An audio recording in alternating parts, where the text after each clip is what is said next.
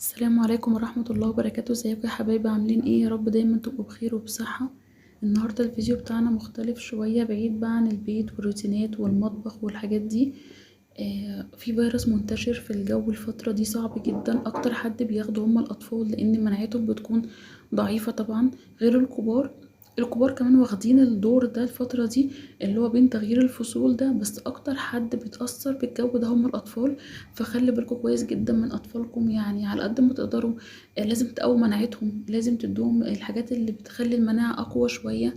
وكمان اول ما تلاحظوا عليهم اي تعب لازم تكشفوا فورا. الحاجات المنزلية اللي احنا بنعملها في البيت دي في الجو اللي احنا فيه او في الدور ده مش هتنفع خالص، لازم كشف طبيب فورا، خاصة لو الدور فيه سخونية، لان السخونية بتكون اخطر حاجة. طبعا كلكم عارفين الموضوع ده، اخطر حاجة السخونية، غير بقى موضوع الرشح، غير موضوع البرد العادي. اول ما تلاقي الطفل فيه سخونية، فيه اعزكم الله ترجيع او اسهال او الكلام ده، لازم يكشف فورا. وانا حبيت اعمل لكم الفيديو ده بحيث ان هو يكون توعية للامهات اللي ممكن ما تكونش عارفة ان السخونية حاجة صعبة جدا وخطر جدا. والحاجات التانية برضو الاسهال والترجيع ممكن تؤدي الجفاف، فعشان ما تخشوش في مراحل صعبة. اول حاجة بدأت مع ابني، هو اصلا كان عنده كحة وبعدين جات له سخونية فجأة بدون مقدمات، بدأ جسمه يسخن شوية شوية لحد ما السخونية وصلت ل40. انا طبعا في الحاجات المنزلية اللي احنا متعودين عليها كأمهات دي، اللي هي الكمادات بقى اللي هي عند الرقبة وتحت الدراع، بين الرجلين، الكمادات العادية اللي احنا بنعملها، او بحط نص جسمه مثلا تحت المية مع اي ادوية خافض بالتبادل طبعا، يعني اي ادوية فيها مادة البروفين مع ادوية فيها مادة البراستيمول بالتبادل.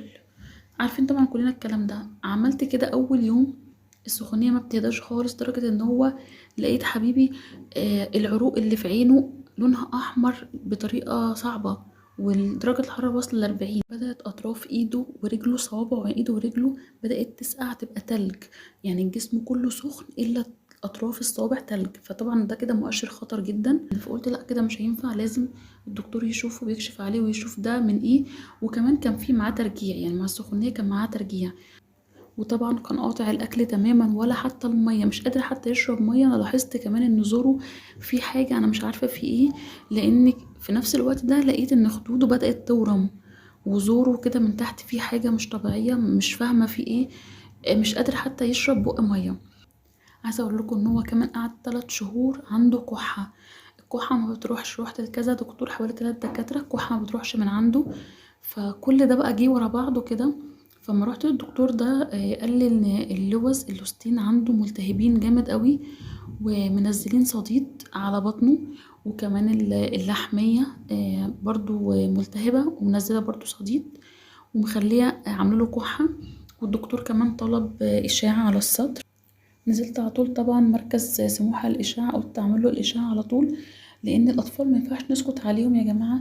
محدش يقول أصل ده عنده دور برد، ده عيل صغير عنده كحة، فأصل الجو متغير، أصل خفف هدومه فعنده كحة. لازم تكشفوا وتطمنوا، لأن الإشاعة طلع إن هو عنده التهاب في الشعب الهوائية، وطلع إن اللحمية منزلة حاجات على صدره. فلا، لازم تطمنوا، لازم تكشفوا، لازم تاخدوا العلاج المناسب. على فكرة انا مرضتش اصور العلاج خالص، لان في ناس بتصور العلاج وتنزله كده، لان ده غلط، لان ممكن حد يشوف العلاج اللي انا منزلاه يكون ابنه او بنته عندهم حالة مشابهة، فيجيبوا نفس العلاج ده بناء على كلامي. طبعا غلط خالص الكلام ده.